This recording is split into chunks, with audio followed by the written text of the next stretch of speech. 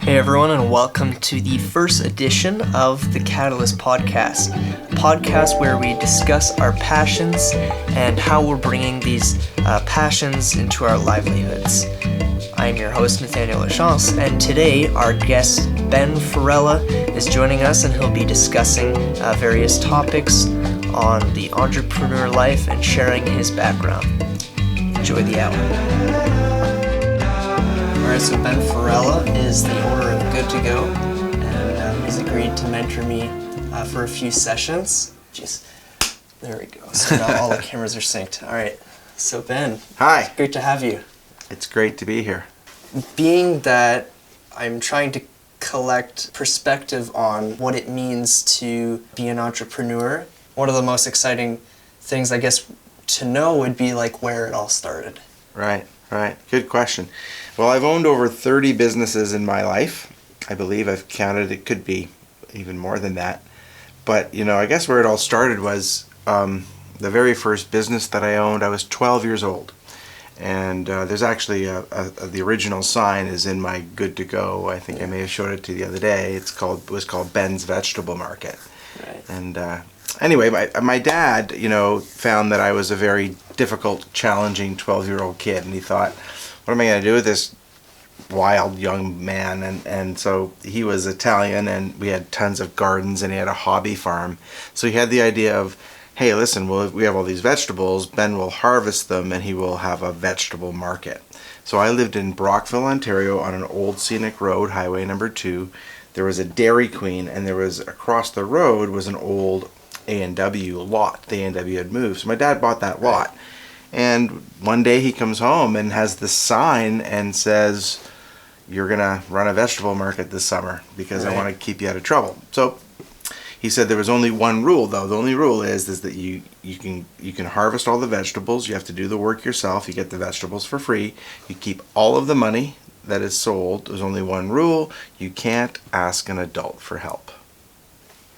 So my dad he had a grade 6 education, but he was one of the most intelligent men I've ever met. He understood the tax acts and the accounting acts better than his lawyers and accountants, I thought at the time. Right. But anyway, so here I went, first day, and it may have been, close to this time in June of 1976. So that'll tell you how old I am. In 1976, I believe, in June, I had the first day I had all my vegetables out, and I didn't sell very much. And I think it was because I had no clue how much to price things at. So I had tomatoes for like $20 and lettuce for $18 and something for 2 cents. I had no clue. And of course it's 1976 and these numbers were catastrophic and enormous for today, but they were really bad back then. So, I was frustrated and I said, take me to the grocery store, to my mother. So boom, I went to the grocery store. How much are they charging for things? Market research done, right? Market research. So that was the first thing. But I don't know I'm doing market research. I'm just solving a problem, right? So I solved the problem into market research. And I'm going to try to make this story short, but long and short of it is, after a week, I think I had cobbled together $200 in sales.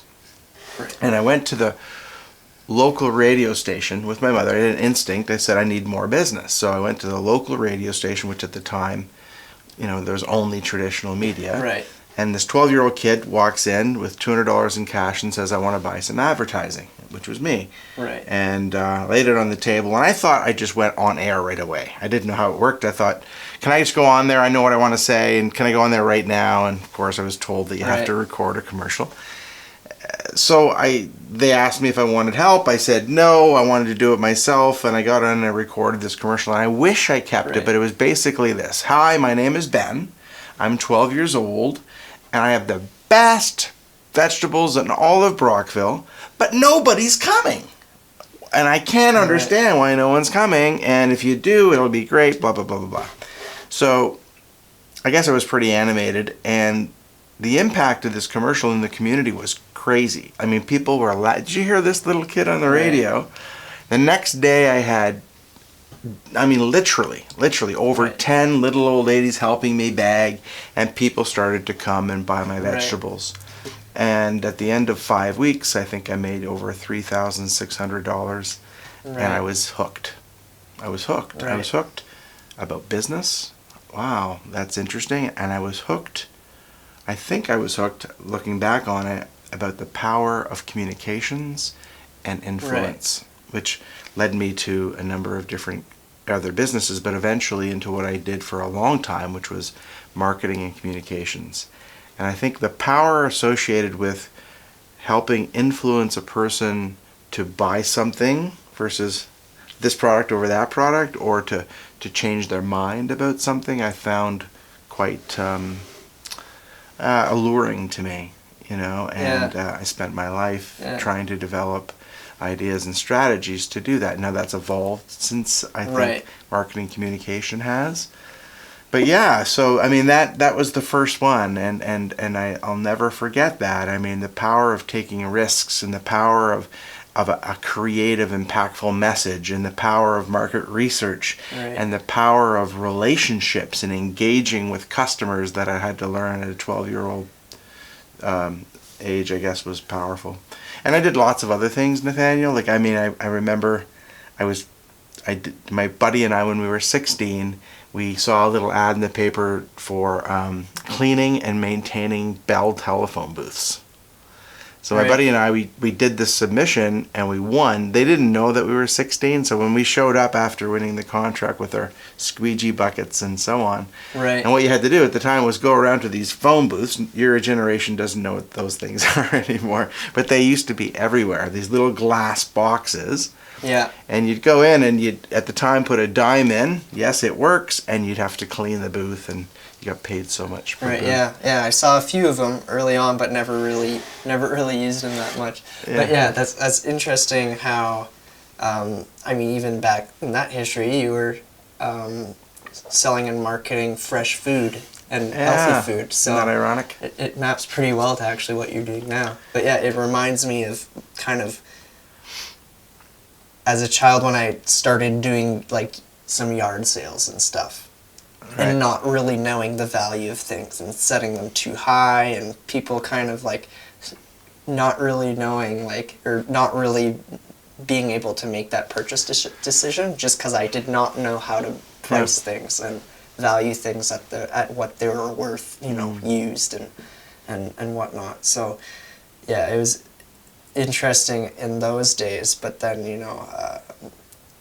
and then just kind of doing a paper route, it was different, and then working at a fast food joint, Wendy's, and then beyond that, I did a couple little like co-ops and stuff, like for graphic design, so there was a bit of communications in that for me, but I mean, kind of all throughout my high school, I had been producing videos with like in class, and then friends out of school, and then just kind of doing that thing. So for the longest while, it was everything kind of funneled around creating videos.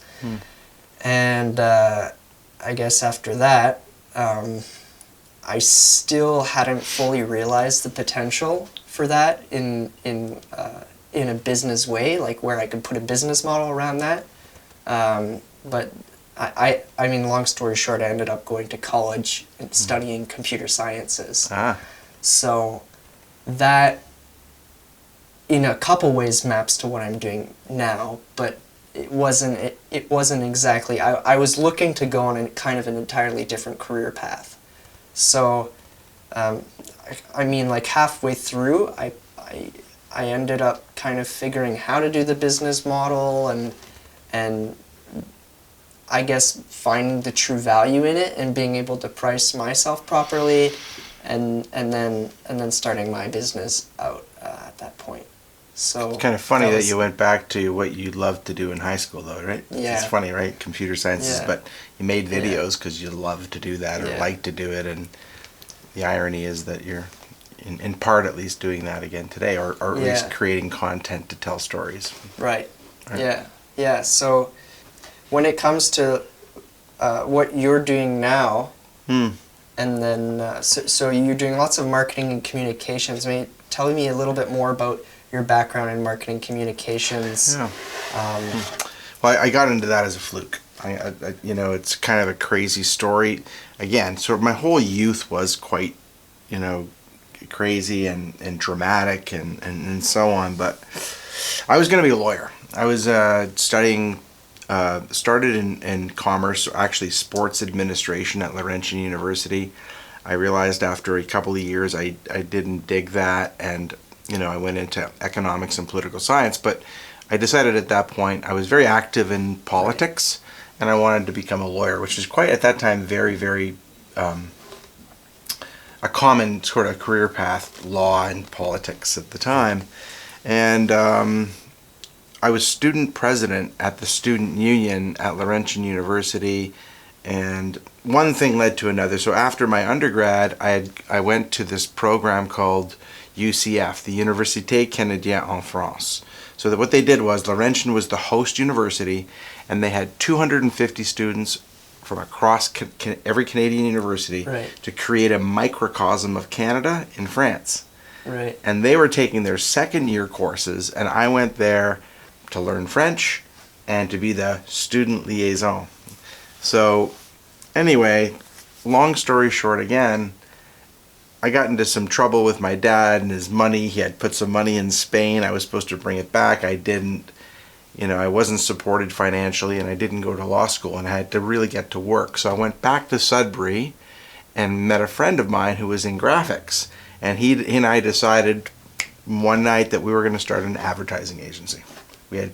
He had the technical ability. He thought I had the sales ability.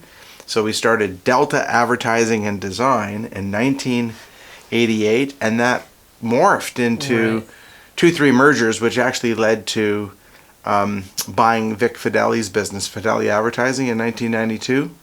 And we grew that and had an Ottawa office and we called it a Toronto office, but it was Barrie. And we sold the 3 of those to a public company, and did quite well financially.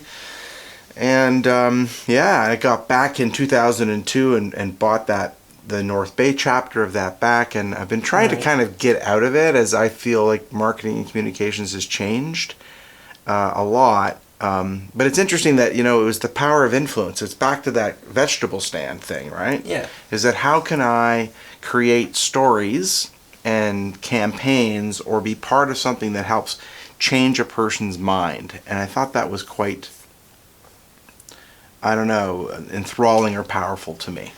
Learned a ton about it, and it's changed dramatically. So I love the fact that you want to actually do that in the future one day. Yeah, that's cool. So what were some of the tasks that your marketing agencies were involved with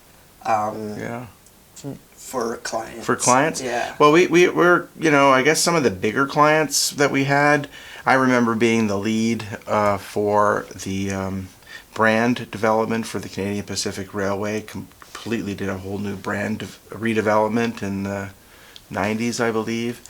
So CPR was a big client. I remember that Yukon Tourism was a big client. We won lots of awards creatively for that. So everything from developing the strategy and the plan, and then executing the creative across every platform, whether that was television, radio, print, collateral.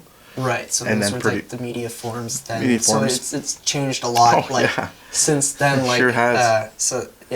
The internet and the web was just we were at the forefront of it actually in our Calgary firm in the 90s. So when it did explode, you were at the forefront to kind of leverage that new technology. We were, and it was nuts. Oh my gosh, people were freaked out by the power of this technology, if you were. I'll tell you a little story. It was funny, as I think Vic Fideli told me when I bought his agency that he was the first guy to have a fax machine in North Bay. What's a fax machine? That was the primary way of doing stuff. So it's changed so much. But what really hasn't changed? Business is about people. People, and it's about engaging. And I always said that the definition of advertising way back when is the truth provocatively told, right? So I used to say it's just talking about what you're passionate about. I don't care if you're 100 years old or 21 years old. Right. If you can get someone talking about what they're passionate about, and you're capturing that and then having to reframe that in a story that helps them whether you're doing a video or you're building a website or Right. doing an ad. That's really what it's all about. Yeah, so to be able to turn, like, maybe like what we're doing now, is you're sharing your passion about what you did, and then we can maybe like strip the audio from the video, and then that could be in the podcast form, Could be. in a video form, Yeah. in an image form. So I mean, there's so many different things we could do with that. But yeah, that's definitely interesting. Telling the truth provocatively, or just telling.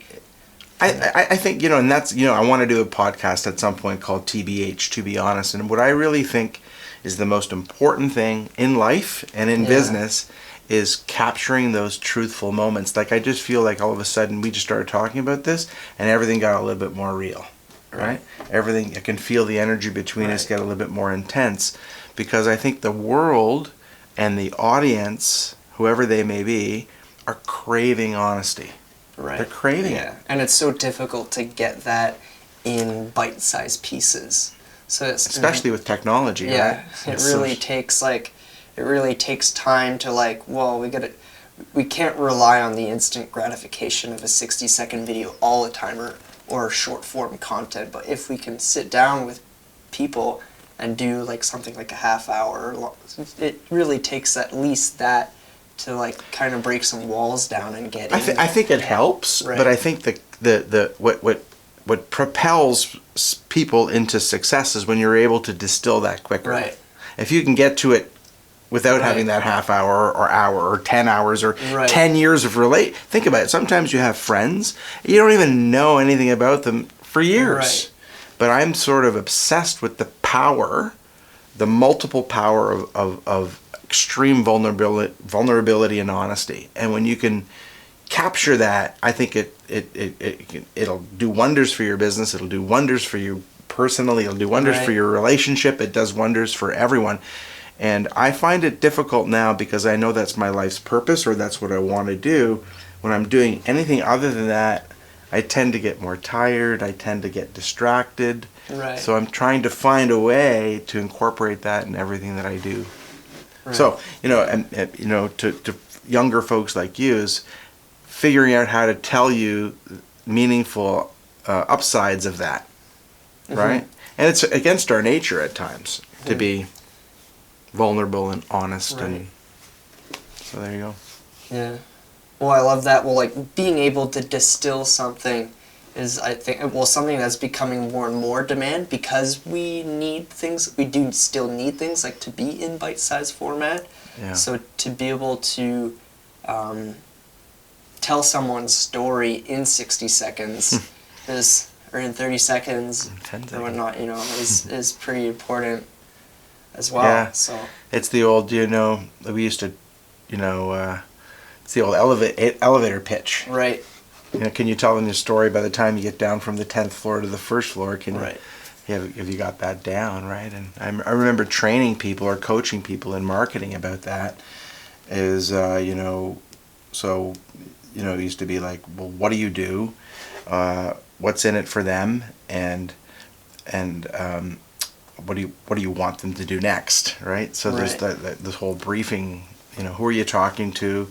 What do you want them to do? What's in it for them? And what do you want them to do next? And if you can get that across in that elevator pitch, right? It's part of that distillation process. Mm-hmm.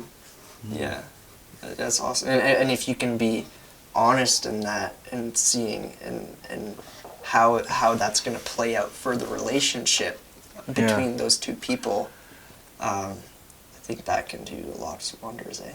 Yeah, I think so. How many people go, and I'll tell you, for me, when I guess I'm a restaurateur because I own Gd2go. I suck at it. I'll be candid.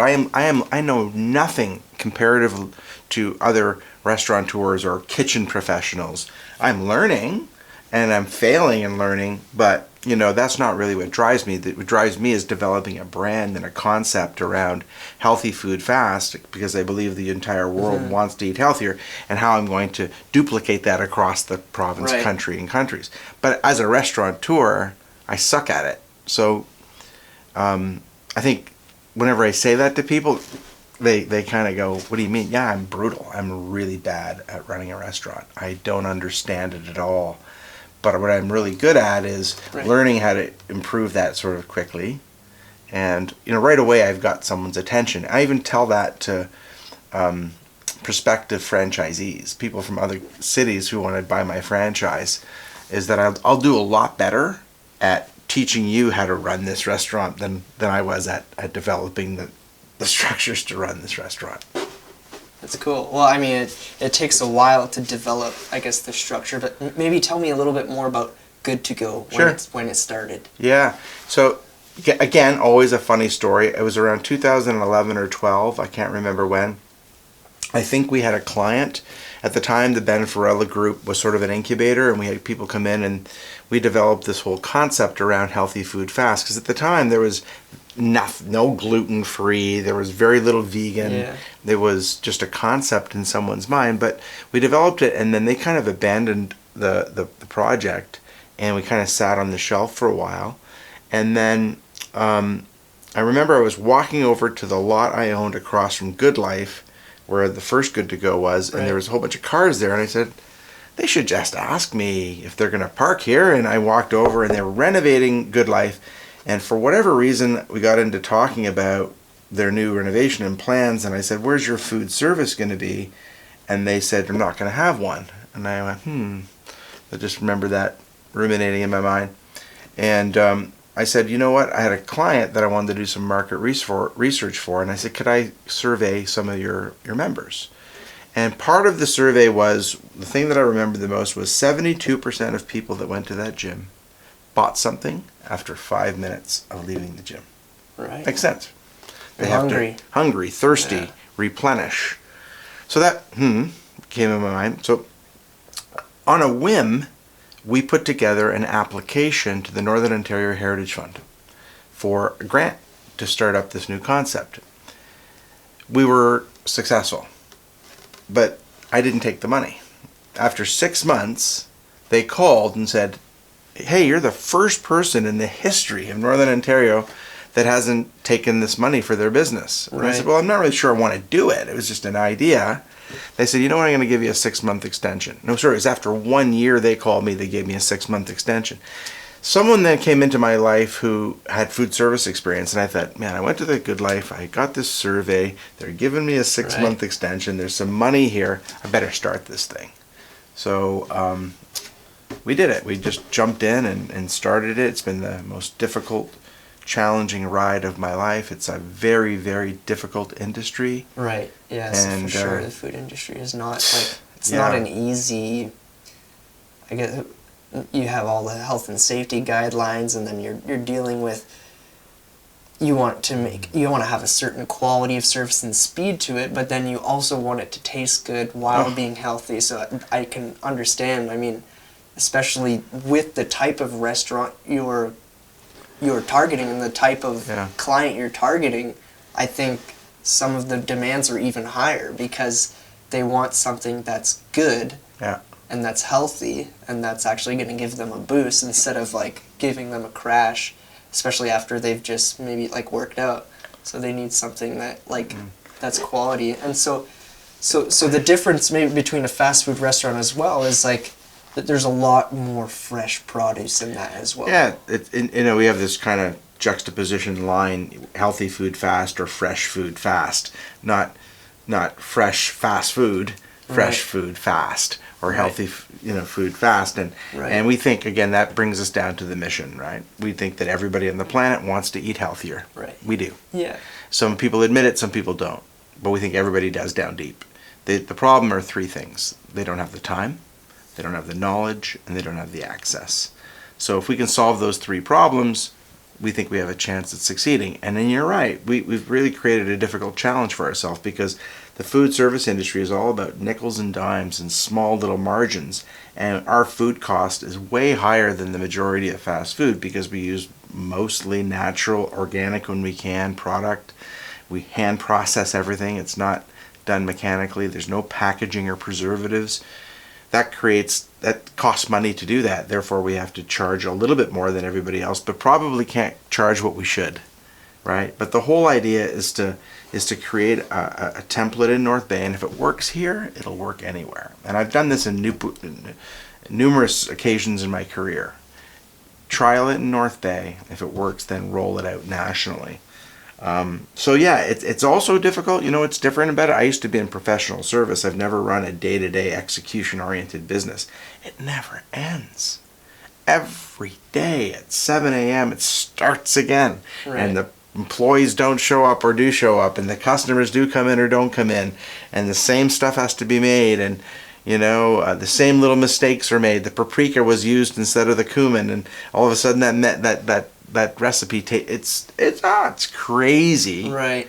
It's such a complicated science project of details.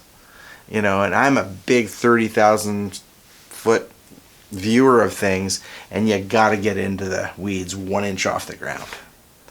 And as much as I hate it, I've had to learn to love the things I hate. Big lesson there, is anybody if you can learn to love the things you hate, truly love them. Right.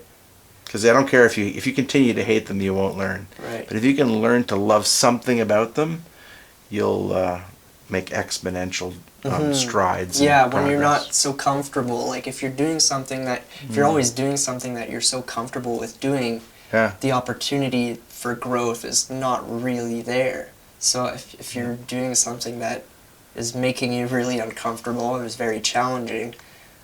Yeah, have you seen that graphic? There's a circle and then there's a little, upside down peace sign, and that's your comfort zone. Right. But imagine if that was a pendulum. If you just go outside, if you can take that ball or that pendulum outside your comfort zone by an inch, it goes and extends by an inch on the other side. So now your comfort zone just got wider, and then you're growing, right? I really believe that growth, personal growth, is entering an area of discomfort and becoming comfortable in it. Right. And now you're looking for the next one, and the next, and it never ends. If you get comfortable again, you have to keep going till you die. It's difficult. Yeah. Till you die, man. Never stops.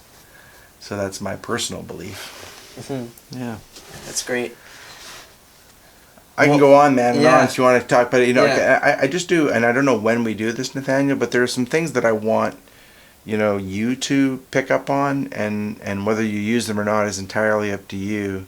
But there are some things that at one time, when I was arrogant and more self-absorbed, I had this thing called the Ben Commandments, believe it or not. Anyway, it sounds so horrible now. But there are some things in it that I find that I still make the same mistakes, and I'm reminded of them. And maybe we can talk about 1 or 2 or 3 of them later or now or what have you. But the biggest, one of the ones that just came to mind, I said, I want to impart this to Nathaniel, is, I had this line, you have to stop the train sometimes before you can fix the tracks. Right? Right. And so many of us, we get going on that train and we never stop it. And as a result, that train never really operates at full potential, because the track's broken or it's rickety or what have you. Uh-huh. And I know what that's like with Gd2go, and everybody's business, sometimes it's way better to stop.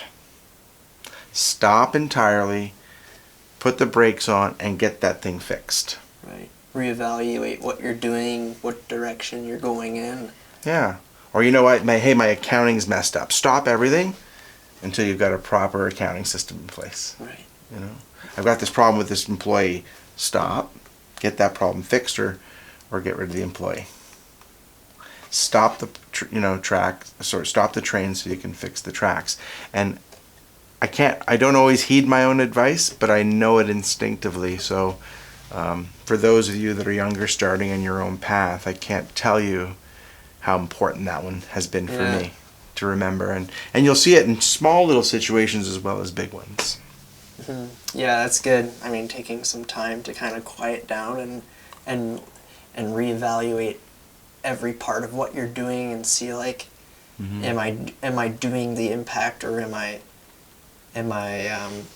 heading in the direction that I want to go, specialize in the right thing, or what I'm doing, is it sending a different message, or if you're kind of too broad or not specialized on specific, like...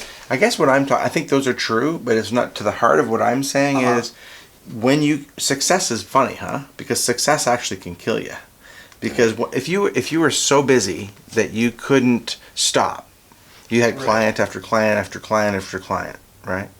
So what happens to most businesses is that starts, right? And they don't fix the fundamental track problems. Right. So they never stop. And a year goes by, 2 years go by, 5 years go by, and they're too busy to stop because they can't say no to their client. Right. Sometimes it's, I'm stopping.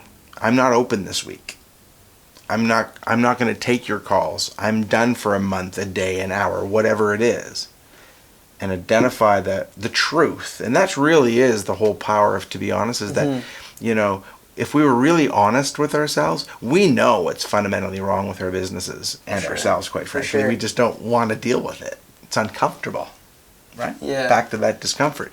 It all comes back to that. But if we're really honest with ourselves, we'd stop and fix that darn problem, because that's way bigger than you think it is. Right. I think on that, I think it just needs to stop.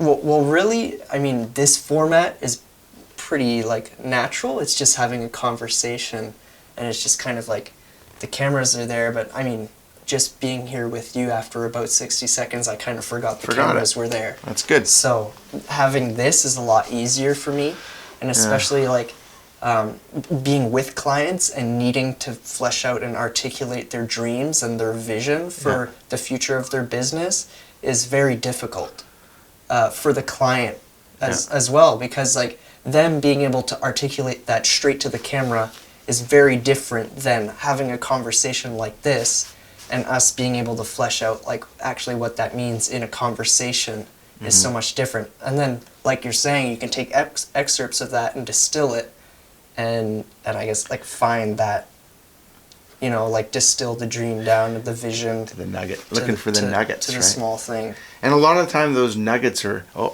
there's the client being truthful. Oh, I got it there. I could sense that. A lot of it is following the messages, listening to the messages of your senses or your instincts and they don't even know it sometimes, but you feel it viscerally. Right. And I got to figure out how to tell them to tell that story, or I got to put that in your brief, or whatever the case may be. But I'll always come back to the truth and the power of it, and honesty and vulnerability, because that's where my space is at right now. I mean, there's more to life than that, or business, but it's a very big part for me in imparting what it is. It doesn't really matter what you do and how you do it. It's it in some way will be, in my opinion, somewhat dependent on how truthful you are about it with yourself and others. Yeah, and I love that kind of that concept of just stopping, and I think there's some pretty big trends going on now in essentialism and minimalism of just what's the essential thing you actually need, and what is the bare bones that you can live with and be happy. I mean, they're saying so much what's less is more, right? So the least amount of things you need to worry about, the more you can kind of focus. Yeah, and just live and breathe that. What do I suck at? Yeah. What am I not good at today? And not ignore that for a day, a week, a month, a year, a decade, which most of us do. Right. And what do I suck at today, and how am I going to fix that tomorrow? How am I going to stop the train to fix that? And constantly looking for that nugget of what am I not good at, and how do you don't have to stop your business, but you have to stop the process, I'm not going to make this smoothie anymore at Gd2go until that process with the dates, which takes extra blending, I'm giving you an example, stop it. Don't go on for a year and piss off 354 more customers who had the less than perfect smoothie. Right. Stop the train. Stop the damn train and fix the track that it runs on.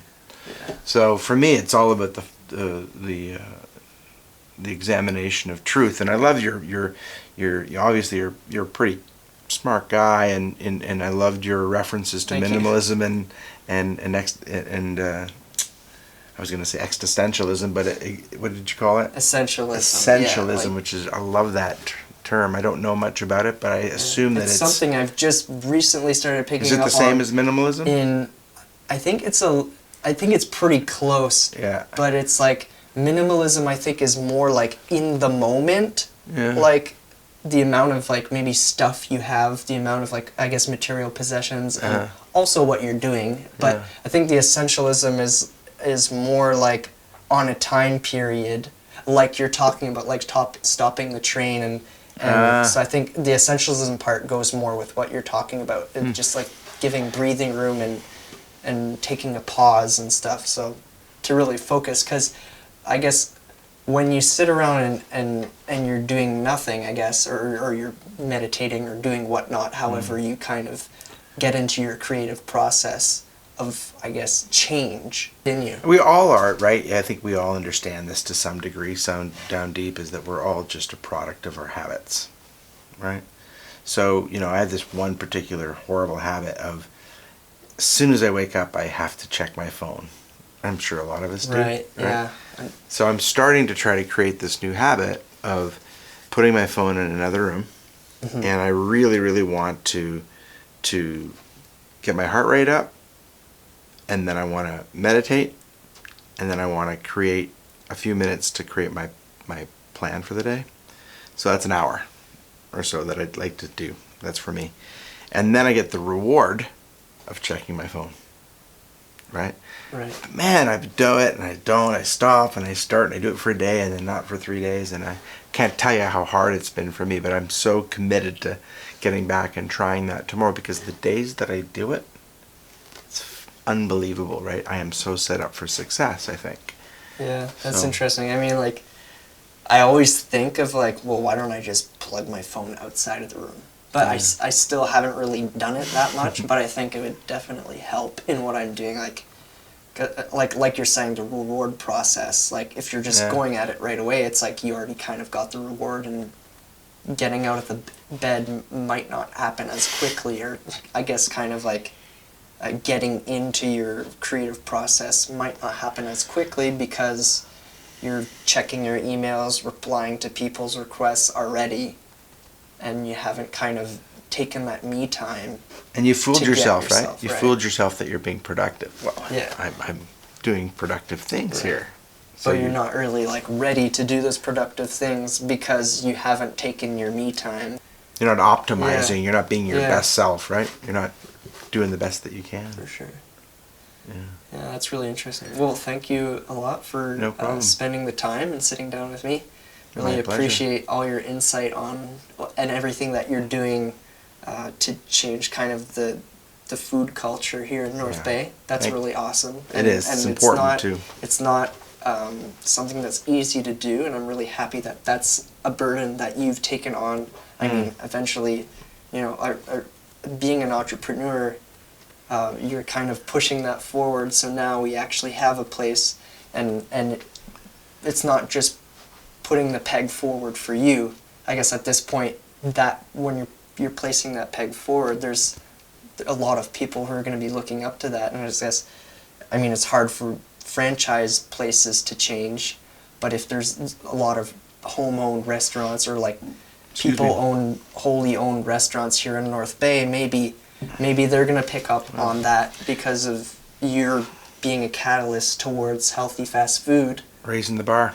Yeah. Yeah, I just want to talk about that. So it's funny because you want to do that. I think part of why I got out of, and now ironically I want to get back into some form of marketing communications. I kind of miss it for reasons that I'll get into later, was that I was really tired of the lack of honesty in media, and I used to call it media smog, and I was, so much bullshit around what people project themselves to be in social media or their websites or their collateral material or their advertising campaigns, and it was just such a facade that I felt like it was completely opposite to what my passion was, which is to find truth, right? Right. So what I thought was with Gd2go was to start a movement, right? Start a goodness movement, because I fundamentally believe, again, that a lot of our personal health is based on how we think, how much we move, and what we eat. If you think about it, if we ingest the right thoughts and we move, get our body going the way we want it to, and eat the right things, we're going to be a byproduct of that. So I'm really happy that I'm part of the solution and not part of the problem that I think I was contributing to in the past. And I think that's I think what I've learned is that you don't have to be part of the problem just because you're in media, is that you can actually use your goodness movement and use media to actually propel that. And I was a little,